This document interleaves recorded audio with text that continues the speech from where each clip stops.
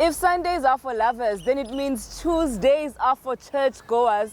Kuphambene, and what makes Tuesdays for churchgoers is that namhlanje abantu esizengabo labo babili ama-goers of the church inceku nencekukazi, but you stay tuned in so that you find out what happens on the show. Greetings, hello, hi, kama ngusinengwa kanene. But of course, if we VIP yasemhlabeni, then you get to call me under my 2000 and I will be your host with the most on this amazing episode of I Have a Crush on You. Please do remember, it is season 2 right here on Select Africa TV. Welcome to the show, and I hope we'll have a great time together right here. I'm out and about in Durban, and namhlanje I'm in Umhlanga, and when is it right as it grand as it hops? I am here to unite a potential couple, bobabili abantu basesontweni. So I hope their union is going to go well because they already have something in common, which is Christ. You feel me? Alrighty, so you will be the judge of today's episode. Please follow us on social media and also remember to subscribe to this awesome channel right here on YouTube. While you follow us, you will also follow me as we check out Ikapuleta namhlanje. Izohamba kanjani? So ngabusayanda, stay tuned in and welcome to the show. Sometimes ngiyasaba usine kumele ngi-assist cause mina nawe kuyomele sigcine sithandanile. Select Africa TV channel and akukho omunye uthando lwakho kimi lwanele. I can't wait ufike kithi emagcekeni uShanel noma ubuye eSpani ngikuphekela ufike ukhathele. Hey, I have a crush on you. I have a crush on you. Funa siphila impilo soba u2 and please cela uvume tu cause mina I have a crush on you. Sanibonani igama lami nguGetsemane ngibhalele nje kule show unosisi awunkosi yami ungishala lapha ngaphakathi kodwa manje lokho eshayile imnjalo mina ngiyamdinga lo sisi ngithi ngivele ngibhale kule show ukuze bangisize kule show ngikwazi ukukhuluma naye ileyo nto nje mina engifisayo ukuthi nje mangithole lo sisi impilo yami izoqhubeka yeah. So njengoba uGetsemane igama lakho vele liphuma ensimini naseGetsemane, like what's the story behind your name? No, ngaqanjwa abazalwane ngangithanda ukucula kakhulu leli culo sisiwami elithi Getsemane. So bathi abantu no uGetsemane lo ngobuthanda leli culo mangithi ngiyalivala ngiyalibhula wangathi ngilifaka umlilo. Igama the more uyalivala is the more. Kuba kanjalo nje emhlabeni. So sikhulume ngentokazi oyizele uFisani. Ufisani osiyami ngiyafisa ukuthi abe yincikazi ngithi ndoba ngigqokile nje kanje naye abe matching afake ingube enavy noma pink nje uyabona ameshe wena noma ameshe la ebe ngowami kube into eyi1 kube into eyodwa ebe ngowami. So mazelaphi nahlangana enkonzweni noma umazela nje mhlawumbe emsebenzini ngasekhaya kundle zokuxhumana? Inkinga yami into enza ukuthi ngize ngicela ukuza kwishow ukuthi sisonke esontweni elilodwa. Manje nginakho ukuthi mhlawumbe ngasangithathe mhlawumbe njengosisi noma njengani kodwa ngiyathemba ukuthi niyazongisiza ukuthi sikwazi ukuthi ningihlanganise naye ngikwazi nami ukuyikhulumela naye ngoba ukubalekile ukuthi mangikhulume naye uba kuzoba nzima mangiyifonelela mina yena ngoba usindisa impela alivumi. So usindiso lenze njani? Kuyaye kuthiwa miliyo ngiyazi kwezinye inkolelo udlule esontweni mhlawumbe khona nenkokheli umcele khona bese kuyimayi union iqala mhlawumbe senizojola through isonto abanye bayashelana nje on the side. So I don't know ukuthi wena insindisi ayivumi ngaliphi. No, umfundisi uyethi mawufuna intombi uya kumfundisi noma idikhona elikhona elibekiwe ukuthi wena khona umuntu osumbonile usu-ready for ukugana usunayo imali usebenzile oba nemali so usu-ready. Manje mina okwami bengifisa ukwenza ngobuzulu ukuthi njoba ngumZulu imini ozogana lo muntu. Okwesibili maqhamuka inkinga ngifisa ukuyigxeka mina ngingagxeki umfundisi ukuthi uyena onishaye ngelinkabi ukuthi yena nje oze wasihlanganisa ekugcineni singazananga ukuthi ngempela lo sisi yena unayo engaba yinayo lento omningi nayo onayo. Yes. So ngikuza ukukhuluma igxathu lomshado usubala lona ukuthi ufisa ukuthi mawukuthi mhlawumbe kuyaflopha uwazi ukuthi awublame umuntu usiflophele wena kunjalo nje kubekisa ngomshado. Is it because inhloso yakho velile ukuthi usumthathela ukuthi abe ngokucacela ngokofficial ukuthi abe umakoti wakho or usabheka igirlfriend? Like I'm trying to understand ukuthi uhlose ini ngofisana. Mina into engifisayo ukuthi abe umkami ngoba esontweni lethu vele abavumi indaba yomjolo vele naye nje nowazi ngaqala ngakhuluma ngendaba yomjolo uzonqaba. Ungcono mangikhuluma indaba yomshado then ke uzobe sekwazi ukuyi-understand into yami kodwa bengingafuni ukuthi ihambe ngaleyo ukuthi ngiqale kumfundisi ngingazi yena ukuthi uzongamukela uzofila kanjani. kanjani. Ngeke nisontapi ngisengibuzela ukuthi nabanye odade wethu ebekade bawufuna umendo bengawutholi bevele benkonzeni yakho ngoba ngiyaleqa leli gxathu lokujola umuntu ufike seshada baningi abantu besifazane engibazi abangathathiwe aba-right sengifuna ukuchecka la ukuthi uplug wesonto uthini ngizotshela osisi bami nabangani bami ukuthi hayibo asihambeni sesonto lapha uDisemba uzosifica sitsholiwe. No isensindisweni la ngikhona ngizongalisho nje igaba lebandla lami ngiyacela nje ukuthi ngingalisho. Okay sifanele uzokuhlebela. Ya ngihlele. Sengingedwa. Yebo ikhona lapho. Okay so ithande ngofisani bebangaka abantu esontweni yinje lengaka uyithande ngayo ubona ngazathi. Fisani uyakholwa. Fisani uyakholwa. Ufisani umuntu othanda abantu. Ufisani umuntu ongayicabangeli yena yedwa even ukhuthele ebandleni izinto uyazenza uyambona ukuthi umuntu ophuma ekhayeni elinothile ngokuyalwa nokukhuliswa so ngithandile nje impilo yakhe ukuthi ngiyafisa ukuthi lapha ekhaya uEdwe ivele nje. Yes. Hey ngicela siyibona ivalue yabo nje usumane wathi ivalue sengimane ngabawela ukuthi ngicela usengifuna uyibonela ngamehlo uthi imuplosisi opraiswa kangaka kushawa ipraise and worship ngaye siwa uyivalue ngicela somchecka ke usuready ngiyajabula uvalo luthini ayi noma usabluetooth embuJehova hayi uJehova unami shika konje lithini le verse elithi fear not for I am with you. Fear no ake siye kucula kakhulu ake sikhulume noFisani.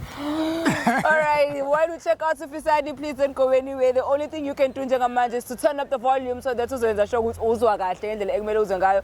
Also remember to follow us on social media and subscribe to this awesome channel right here on YouTube.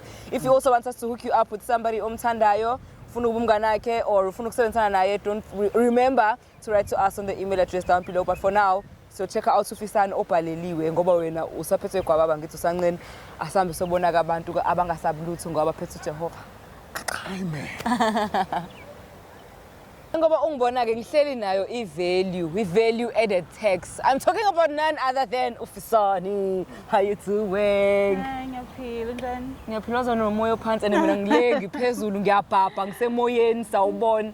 Okay, so igama lami ngusine ngwakanene and ngicela ukuthi uze la because I'm part of ishow ebizwa ngokuthi I have a crush on you. Yes, so since you are here, it's because somebody has a crush on you.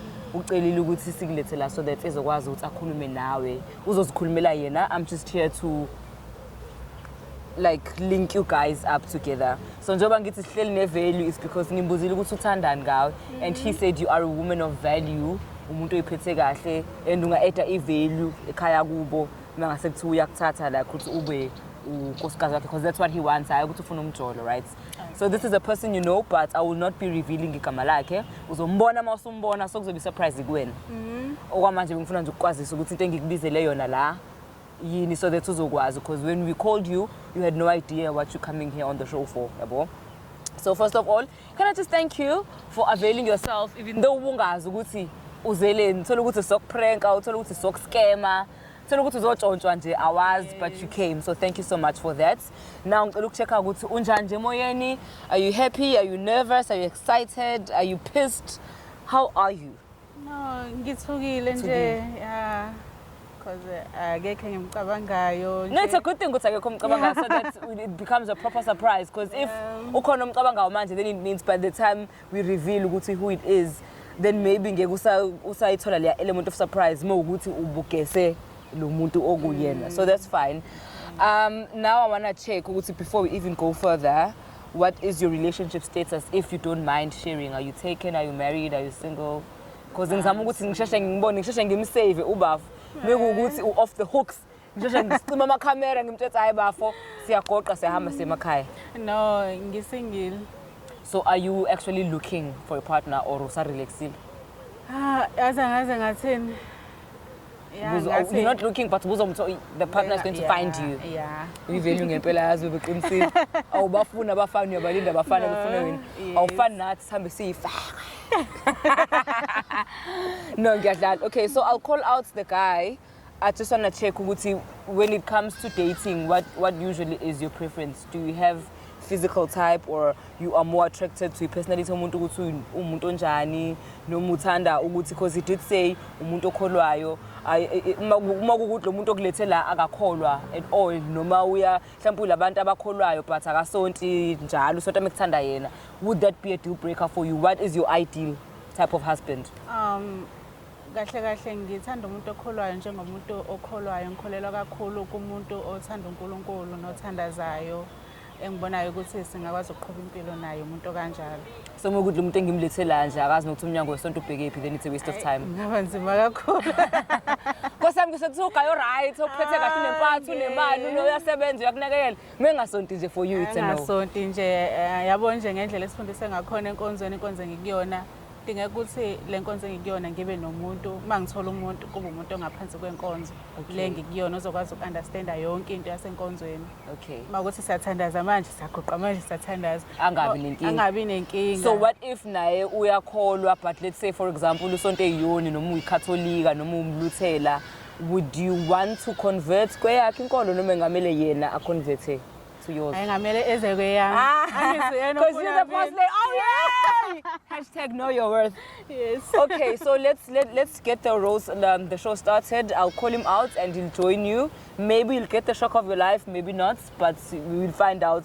Okay. So all the best, and I hope, crossing fingers, I hope into nizohamba kahle. And I'm really hoping ukuthi nizohamba la seni couple shame, because he's a nice guy. He is a nice guy. Someone. All right, you don't go anywhere. We are about to do the big reveal. Ukuthi Homst is the crusher, because the crushy is already waiting here. So is the crusher going to crush her dreams? Asazi. You'll find out right here on this episode of I Have a Crush on You. Remember, it is season 2.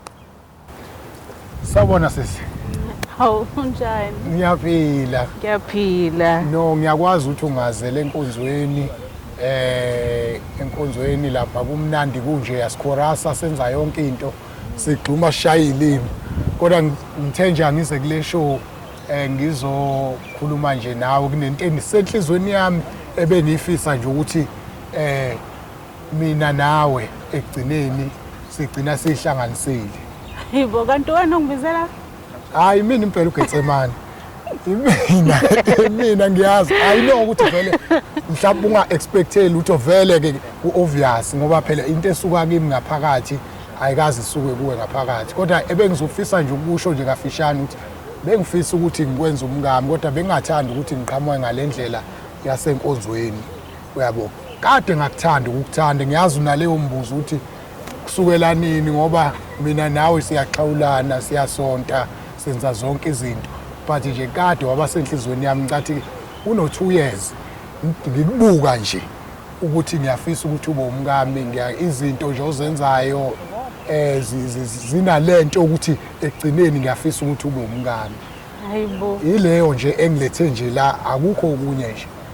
Hayibo. Ngizoyicelela, ngiyaxolisa ukuba yilo muntu enguyena ekuthenini ngiyanzobuka nje umuntu ongathi akakholwa ngoba ngihambisi ngomthetho wesonto. Cha ngisadidwe lokho ngempela. Hayibo. No ukuthi sisi into enkonzo ngibukile ukuthi what if makuthiwa ngikhuluma nawe egcineni singasazwani, sekuphinda futhi sekuqhubeka sekufanele futhi ngiphinde ngiqhubeke ngenze ngiye kwabanye kanjani. So ileyo nto bengicela nje ukuthi ungiunderstand kuyona, hayi ngoba mhlawumbe kodwa phela ngithi uyazi kahle mzalwane ukuthi enkonzweni kwenziwa kanjani. Ungacela umfundisi akuthandazise bese ngiyabizwa ke mawukuthi ubonisa uNkulunkulu ukuthi kumele ukhethe mina ngibe unkosikazi wakho. Uyayazi indlela yenkonzo ukuthi kwenzeka kanjani, then bese sihlaliswa phansi ke khuluma. Mawukuthi mhlawumbe ngihlulekile mina ukuthi ngibe unkosikazi wakho, ngaphinda futhi umfundisi uma ngabe uthandaza ngempela uNkulunkulu uzokukhombisa futhi omunye mawukuthi usaba lokho ukuthi ungahambisi ngomgudu wenkonzo sabe ukuthi umohluleka yabo.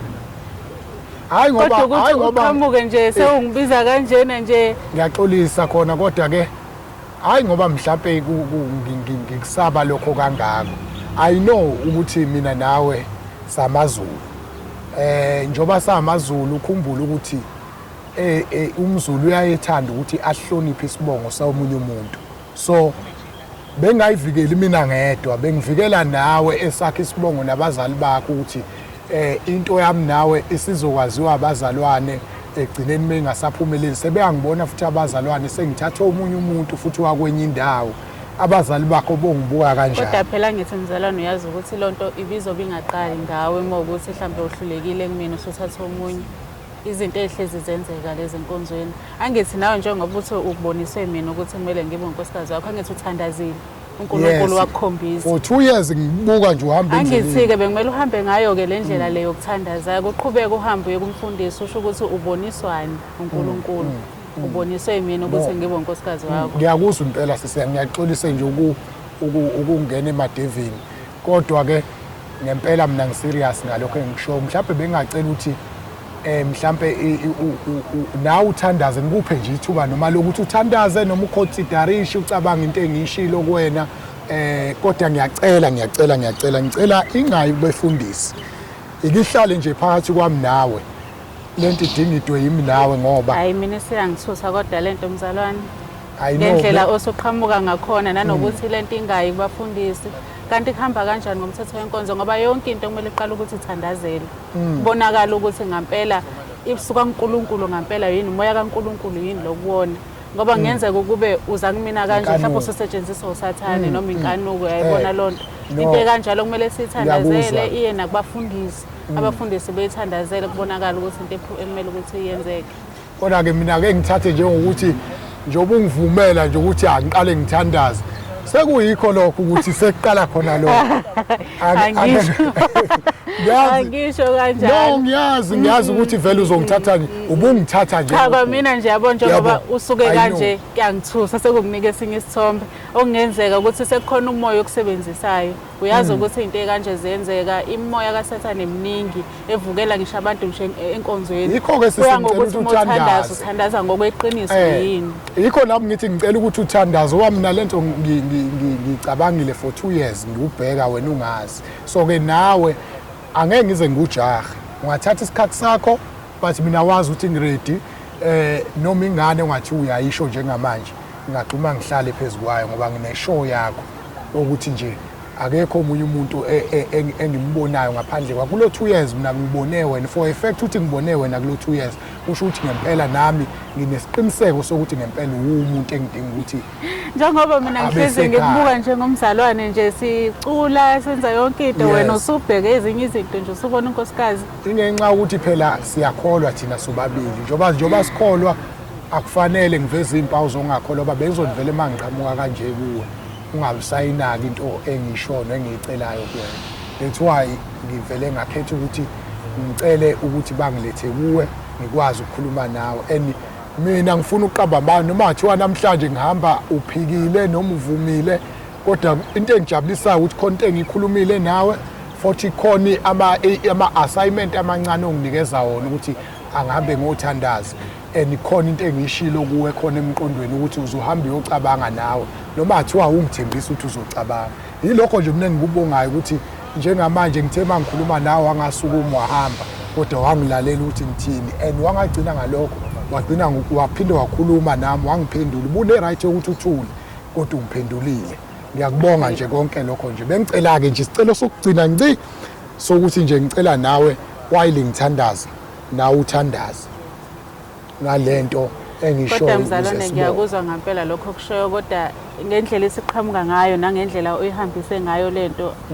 ayihambi kahle sithini isiphetho sakho ngale ukuthi uye kumfundisi ngiye kumfundisi ikona mhlawumbe ngase ngisho ukuthi uye kumfundisi umtshele lento ongitshela yona lapha enkonzweni uyazi ukuthi khona ngisho mama khona ngisho baba abanye abafundisi bekubonisa ukuthi kwenziwe njani mhlawumbe lento ihlale phansi ikhulekelwe kubonakala ukuthi iyenzeka yini noma ukubonakala nomoya ongene kuwena okwenzisa lento ukuthi umoya ngempela osuka kuNkulunkulu ukhuluma ngokuya kumfundisi angingabi ngizoya kuye njengoba ade ngishilo futhi nasekuqaleni ukuthi sengijajuliswa ukuthi kusho wena angivelanga ngaya kumfundisi mina yangithusa ngempela le ukuthi kusho wena iyona engijabulisayo noma ngeke ngisho kumfundisi ukuthi kusho wena kodwa ngijajuliswa ukuthi nje kusho wena kodwa ngithi ubukubone lezi zinto zenzeka enkonzweni ukuthi kukekiwe kumfundisi umfundisi abathandazele abathandazise futhi kodwa uthini ngalaba abadivosayo egcineni ngokuthi bavele baya kumfundisi bese kuhamba isikhathi useyathola ukuthi lo muntu no wakhulunyelwa yena washelelwa umfundisi akaze yena lo muntu ayikhulumele yena ekugcineni bagcina sebeveza izinto ezinjalo mase behlukana ezinye zezinto nami ngiyibukile mina ngike ngisola ukuthi izinto ezikanjalo kusuke kungena umoya bahluleka ukulwa nawo lo moya imoya vele yabavivinya abantu abashadile kodwa kumele ukuthi njengoba ngithi nje kumele kuba abantu abakholwayo angithi thina nje asikholwa sobabili uma ngabe into yesu sihambiswa ngokwenkonzo ngisho athi uyonjani umoya esiubonayo ukuthi uyangena kubudlelwane bethu leyo nto sokwazi ukuyilwa ngomthandazo ngendlela esifundiswe ngayo ukuthandaza enkonzweni ngisho athi waseshadile imoya kanjalo ngithi kumele ukuthi kuliwe nayo ukuthandazela ukuthi ingenzeke ingagcini ukuthi kube umoya onqobayo asithandaze nawe kini ake sithandaze noma u3 days yonke into yethu bekumele isuke kahle ngezinto zenkonzo bengicela mina ukuthi ngoba sisi ukhuluma ngomthandazo kakhulu angithi ngithandaza nawe ubuthandaza ngingathandazi ngedwa kanti mina kade ngaqala angithi wena ofuna lelo kumele ukuthi wena uye kubefundisi kube ibona abakuthandazisayo mina sengobizwa ke sekubonakala ukuthi mana angisho ukuthi into ezokwenzeka kodwa mina bekumele ngabe sengibizwa umama wasenkonzweni nomfundisi angitshela ukuthi wena uboniswe ini ngami kube lento sesikhuluma kahle sesikhuluma nabafundisi kube into ethandazelwayo bonakala ukuthi umoya wokholo yini ngempela lo ngene kuwena ukholo yini ngempela cha angibonge sisiwami angibonge cha uyangiqala ngempela yazi ngithukile ngempela angisayimina uye impela lo maziyo uGetsemani impela uye lo maziyo ngicela nje ukukhawula ngibonge nje ithuba ukuthi phela iminingi nemoya egcina singena kubantu basebenzise ngendlela engafanele ngeke uze wazi futhi ngeke imemezele ukuthi hayi mina sengingenile yabo yikho ukuthi ngithi yonke into idinga umthandazo kubonakala ngempela ukuthi umoya ofanele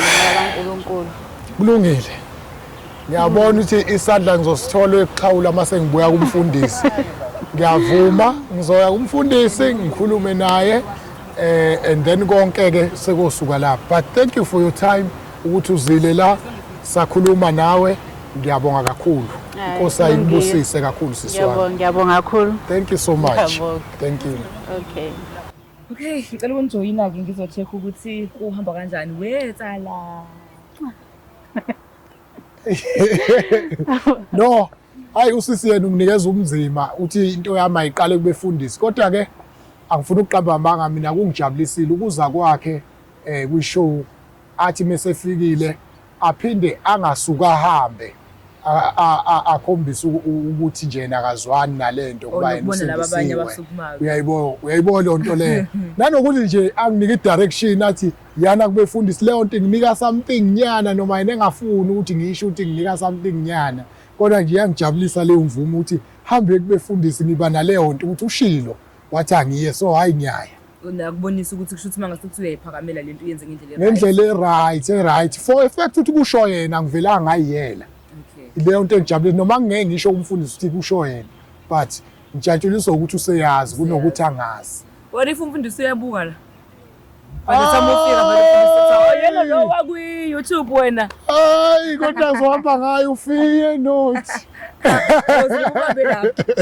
zohamba ngayo ufiye nothi ngeke alright Fisani like ufika la ubungazi ukuthi uba umuntu ozokhuluma nawe now that you know how are you feeling about epic reveal nginokuthuka kakhulu ngoba umuntu ebengamlindele nento nje bengayilindele ukuthi ngayisho kumina nanokuthi ubhuti umzalwane uyayazi imithetho yenkonzo yabo yonke lento ayenzayo ukuthi aqhamuke nje siza kanje sekumnika isithombe esinye ngoba enkonzweni uhamba ngezinto zabafundisi yonke into kanjalo uqala ikhulunye nabafundisi ithandazelo bonakala ukuthi umoya kaNkulunkulu yini ongene kuyena umzalwane akusiyona inkanuko mhlambe. That's so interesting. So you guys actually pray for partners before you. Yes. Wow. Yes. Wow.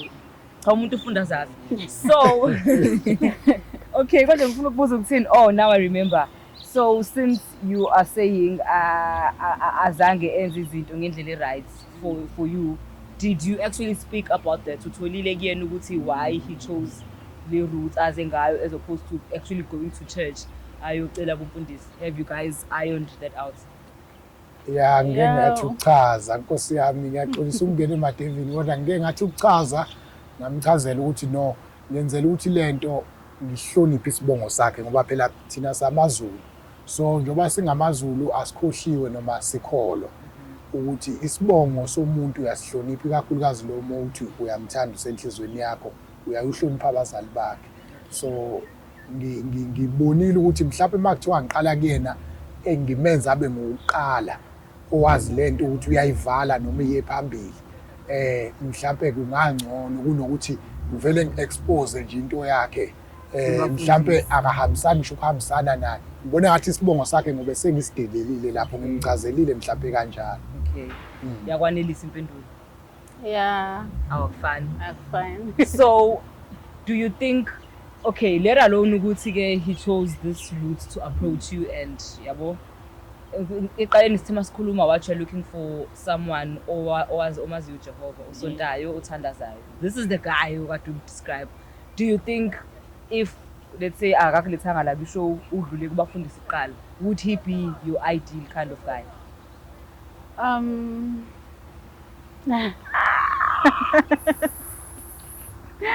No. Ukube uqale ngendlela right, mhlambe waya kubafundisi, angithi nami ngumuntu othandazayo, bakhona nomama enkonzweni bengithandazise. Angeke mina ngikhiphe isinqumo ngokwami into ingathandazelwanga kuqala yabo. Imani, it's that hectic and you need to actually pray until Yes. like uboniswe. Yes. Wow, this is shocking. Yes. Oh, I didn't know that. So you have to kind of feel it through your presence. Yeah, God, it's okay, this is the one. Yes. If it's not feeling godly or biblical, then you know he's not the guy you should be. Yes. Whoa. Okay. Senkingeni sisila. Ay baba mfethu cha umuntu kumele asondisise banjalo engenza Yonke into yakho nje idinga uNkulunkulu nje ubeke yena phambili kuqala uyena okubonisayo ukuthi lento lendlela ofuna uhamba ngayo ifanele noma ayifanele. Okay. So how are we ending things today? Sithi are you guys living as a couple or sithi not yet? Samela aqala yolungisa esontweni ube nesibonakaliso bese kuyima sithi okay it's official you guys are a couple. Ufuna ukwazi ukuthi mesisuka la namhlanje sihlukana on what grounds? What is the agreement? Bengicela kube uyophendulayo lapho wamina ngine-show yakhe.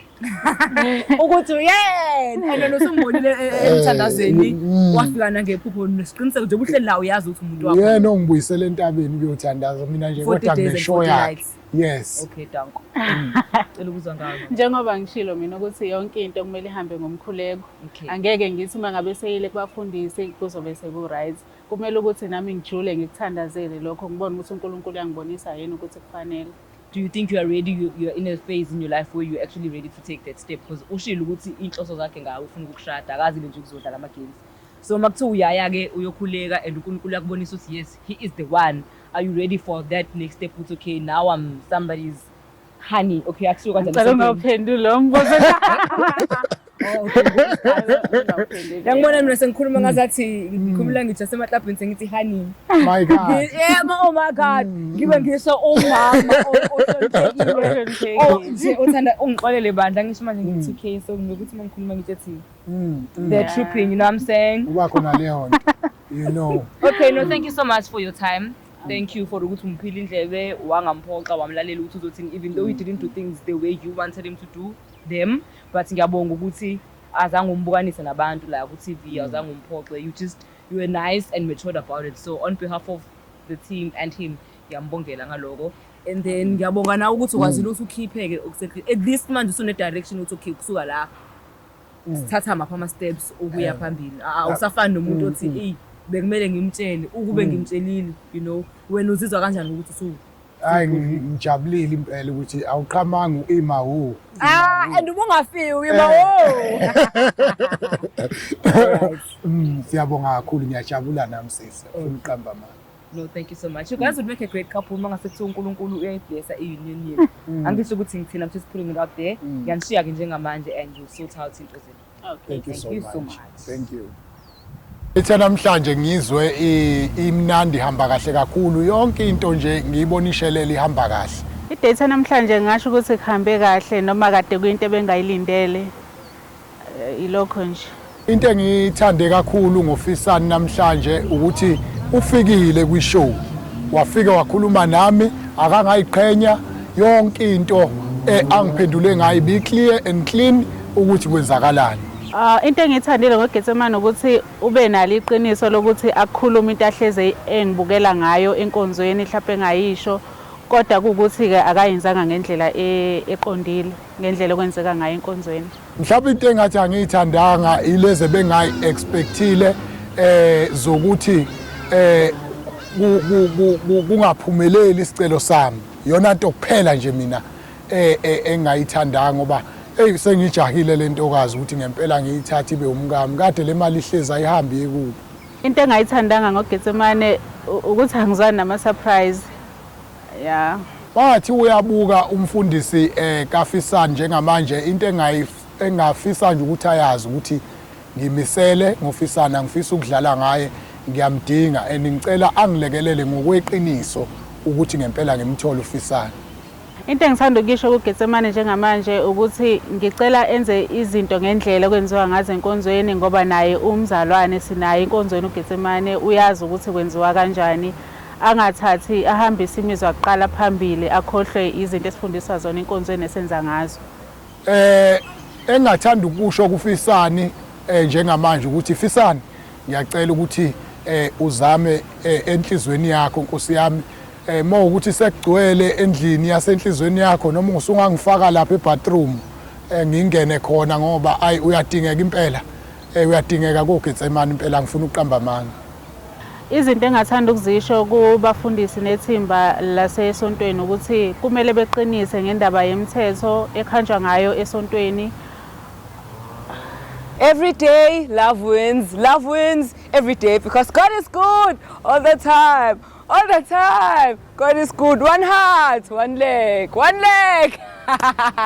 Okay, sivela kanjalo namhlanje episode yethu yeyinceko abantu abayisontelayo bathi bafuna uku-involve uJehova othandweni labo. Was that beautiful to watch or was that beautiful to watch? Thank you so much Mbukeli for being a part of today's episode of I Have a Crush on You. Please do remember it is season 2 right here on your favorite Select Africa TV. Ungakhohlwa usithandele inkundla zokuxhumana and also subscribe to our YouTube channel. Nami ngikhona kungangifollowisha nguSinenene across all social media platforms. And njengoba sengishilo ukuthi kuSinene ngakanene, but of course if we VIP yasemhlabeni then you get to call me under my 2000, and that is how I am signing out tonight. Ngifuna ukuthi ngithi kuwena thank you so much for all of your support and for watching and being a part of the episode.